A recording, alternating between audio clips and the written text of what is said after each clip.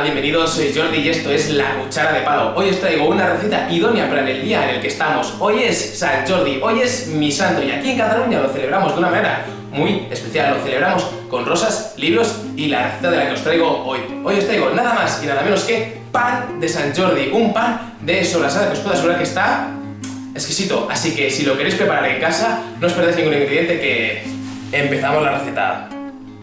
Los ingredientes son 350 gramos de agua, 20 gramos de levadura fresca, 550 gramos de harina de fuerza, una cucharadita de sal, 15 gramos de aceite de oliva, media cucharadita de azúcar, 80 gramos de sobrasada, 80 gramos de queso rallado, 80 gramos de nueces y para acabar 80 gramos de pipas.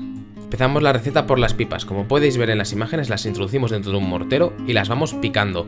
Pero tranquilos que no hace falta pulverizar las pipas, pueden quedar algunos trocitos grandes, es simplemente el picarlas para que la masa las absorba mejor. Repetimos el mismo proceso que hemos hecho con las pipas, ahora con las nueces. Las vamos picando en el mortero, pero lo mismo, no hace falta pulverizar las nueces. Ahora calentamos el agua en el microondas, pero ojo, no debe hervir, importante, no debe hervir, simplemente la calentamos un minuto para que luego la levadura se nos pueda disolver. Como podéis ver, el agua ya la tenemos caliente y tengo en las manos levadura fresca, unos 20 gramos. La introducimos dentro del agua caliente y con un tenedor vamos removiendo y vamos asegurándonos de que se disuelve completamente. No debe de quedar ningún grumo en el agua, debe quedar la levadura completamente disuelta. Empezamos la parte más cargante de la receta, que es el amasado. Introducimos en un bol la levadura fresca completamente diluida con el agua. A continuación añadimos la media cucharadita de azúcar, luego añadimos la sal, luego añadimos el aceite y luego añadimos la harina. La harina la añadimos, como podéis ver en las imágenes, tamizándola con un escurridor, con un colador, la vamos tamizando para que no quede ningún grumo. Ya tenemos todos los ingredientes en el bol, así que con las dos manos empezamos a amasar con mucha paciencia y con mucho tacto. Empezamos a hacer que todos los ingredientes que componen esta masa liguen a la perfección. Es un proceso lento, así que, como os digo, debéis de tener mucha paciencia.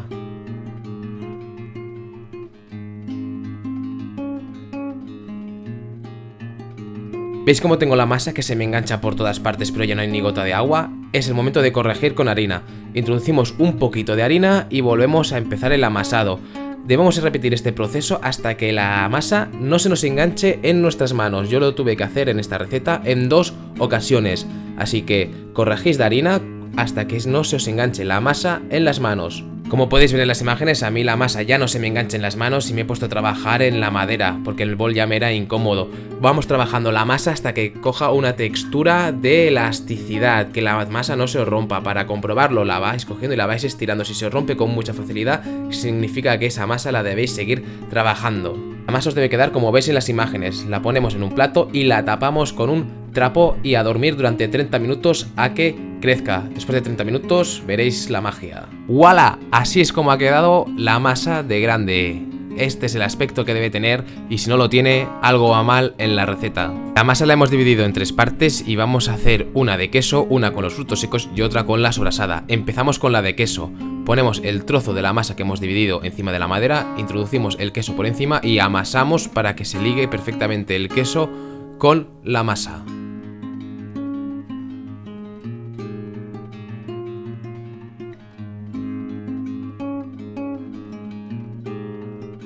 La masa, cuando esté ligada con el queso, la ponemos en un plato y la tapamos con un trapo. Repetimos el proceso que hemos hecho con el queso, ahora con los frutos secos. Las nueces y las pipas las vamos a mezclar perfectamente con la masa. Las vamos a amasar y vamos a hacer que ligue completamente.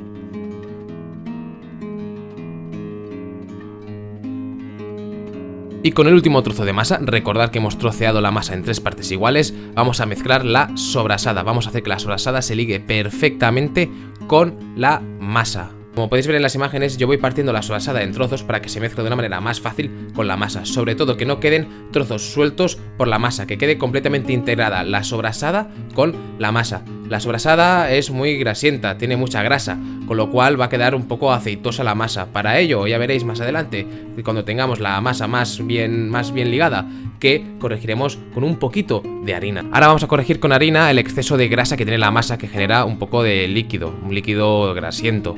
Para ello, como podéis ver, corregimos con harina, no mucha. Como podéis ver en las imágenes, es mejor hacer un poquito cortos, pero la masa realmente no necesita mucha harina, simplemente la corrección del exceso de grasa de la sobrasada. También, como podéis ver, aún quedan trozacos grandes de sobrasada por la masa. Esos trozacos deben desaparecer completamente. La masa debe quedar completamente homogénea y de color naranja sin que haya ningún trozo suelto de sobrasada. Debe que estar perfectamente ligada. Así es como nos debe quedar la masa perfectamente ligada a la sobrasada con la masa de pan.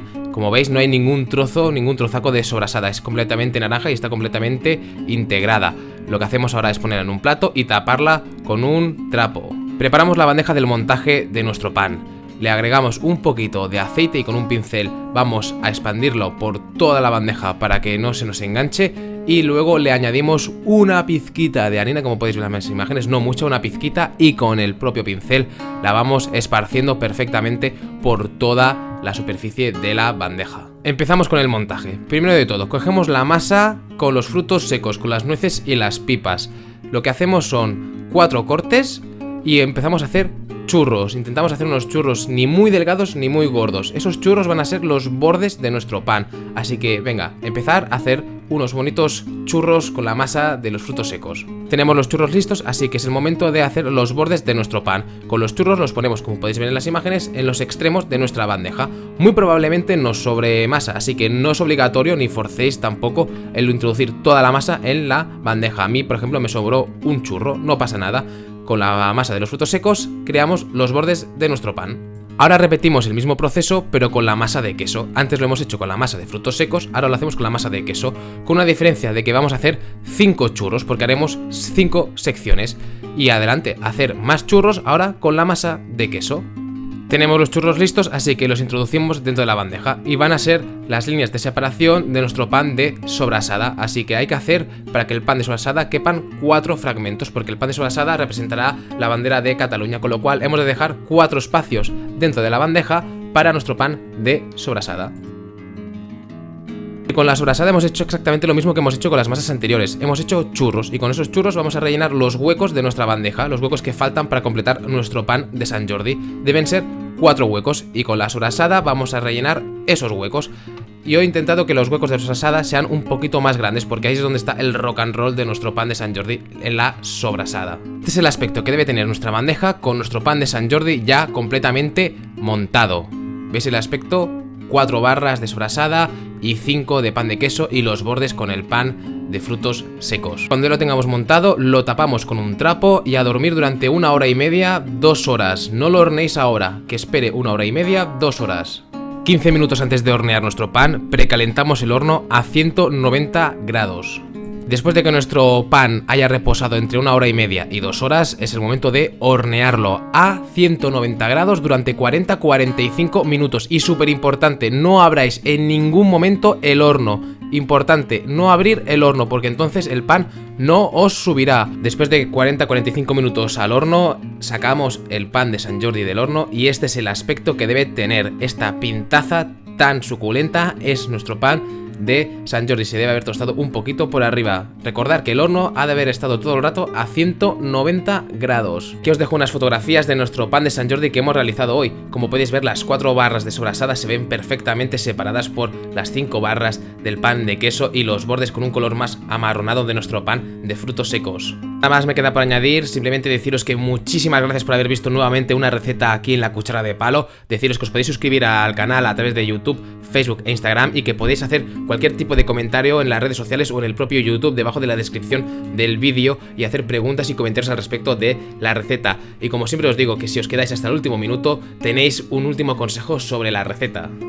Ante todo, gracias a todos aquellos como siempre que os quedáis hasta el final del vídeo para escuchar el último consejo que os doy para cerrar esta receta, en este caso el pan de Sant Jordi. Simplemente os quiero decir 2 consejos y acabamos. El primero sobre la masa, que os quiero decir que mi consejo es hacer, si puede ser, cortos con el agua. No montéis una piscina en el bol porque corregir el agua es muy sencillo, es ir añadiendo harina, pero si nos pasamos con el agua significa que debemos añadir mucha harina y podemos acabar con muchísima masa, así que es mejor ser un poco más ratas con el agua e ir agregando y corrigiendo poquito a poco con la harina. Y luego también os quiero decir sobre el horneado, ya os lo he dicho en el vídeo y lo vuelvo a repetir, es súper importante que durante el tiempo de cocción, que son unos 40-45 minutos, no abráis bajo ningún concepto el horno. Si abrís el horno, lo que ocurrirá es que el pan dejará de subir y se nos bajará. Tampoco es un bizcocho, no penséis que debe subir gran cosa, ya lo habéis visto en las imágenes. Pero importante, sobre todo, durante el tiempo de cocción, no abrir el horno. Nada más me queda por añadir en esta receta, simplemente espero que os haya gustado mucho, que los que estáis en Cataluña disfrutéis de una feliz diada de rosas y libros y nos vemos el próximo domingo. ¡Adiós!